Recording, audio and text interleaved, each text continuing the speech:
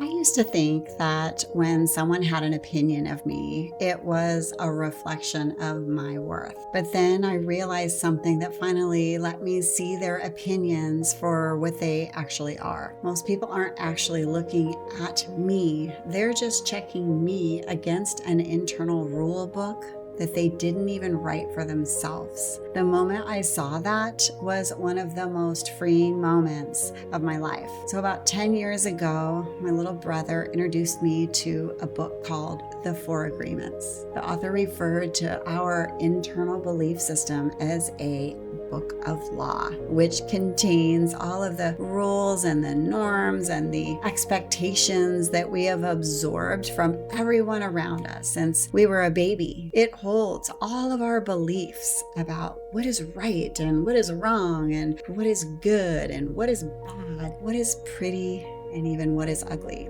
It's essentially a script of how to be good and worthy that we just took in as truth because we were so young. And the author explained the majority of these are not even true. I was really trying to process this information. I started envisioning this book of law as this invisible book that's floating around everybody's heads. I would watch and I would listen with such curiosity about what's in their book, what's in their book, what's in theirs, noticing similarities and noticing differences from what is in mine. So a couple examples come to my mind. First is I was driving along with a friend who approached a car that was going under the speed limit. And they say, "The speed limit's 35, you idiot." Or another family member who sees somebody going above the speed limit. "The speed limit's 40, you jerk." And another where the person said, "Look at me when I'm talking to you. That's disrespectful," to their child. And I started thinking, what is in mine? How is that different? And I did notice that when somebody goes under or even over the speed limit, I have different thoughts, and definitely not the label that is like the label that they had. When it comes to eye contact, I was thinking back to my childhood being raised by a Native American father. When he would talk, he would basically kind of cross his arms and lean back and look down. And he would talk and he would tell the story, and whether it was processing, there's also lots of big pauses. And so that definitely wasn't something that got put into my book, which is it's disrespectful if you don't look at me when I'm talking to you. And I know there's also a lot of other cultures too who have that difference. And I also started thinking about the beauty concept because the book, I talked about that. And then I realized depending on what country you visit and the differences in how they look, it varies. So in some countries, what is the most beautiful woman that the majority would say is very much different than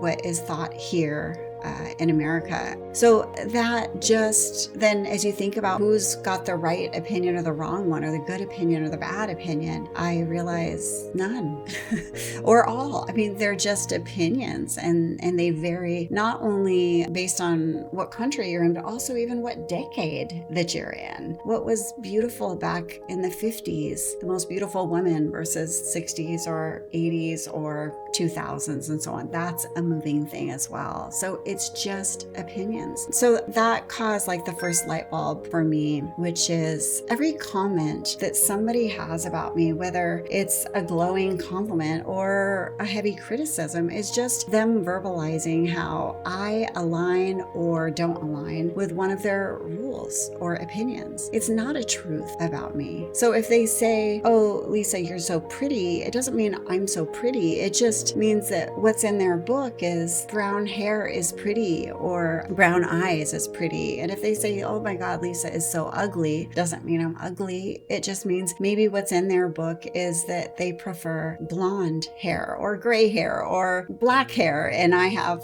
brown hair. And so if I don't fit within it, then they're going to view me as that. Once I was able to see this, a second light bulb went off, which is I'm never going to live up to all the rules in everyone's book. books. It's impossible. So then I started reflecting on, what did I actually want in my book? I know, like, as a child, I grew up feeling like shame in my skin color, as though white or light skin is better, and I had shame about having brown eyes or brown hair. So then I was like, I don't want that in my book.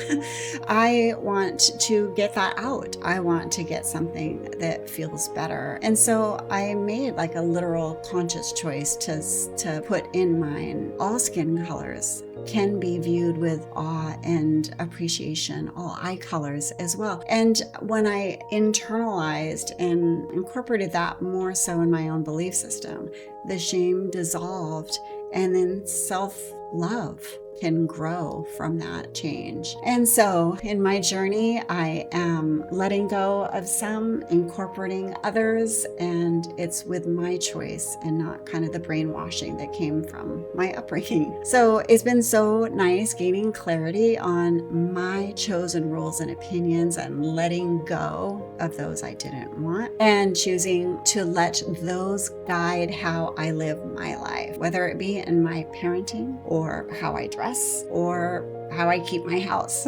It's crazy to think about how much time I spent in my life trying to be what I thought everybody else wanted me to be. Once I realized those rules were not truths, so much shifted. I didn't just feel better, I finally felt like I was allowed to just be me. I hope that you hear that too, and that you're allowed to be exactly who you are, while letting others have their own opinions as theirs, knowing they aren't a true reflection of you. So the next time that you feel that sting of a criticism or even the pressure of a compliment, I want you to ask yourself, what does this tell me about what rules are in their book? Asking that one question has really helped give me the space I need to stay protected from other people's opinions, and it reminds me that their comment or reaction is about their rule book and not my worth. In my next video, I'm going to share what happens when you are peacefully chugging along,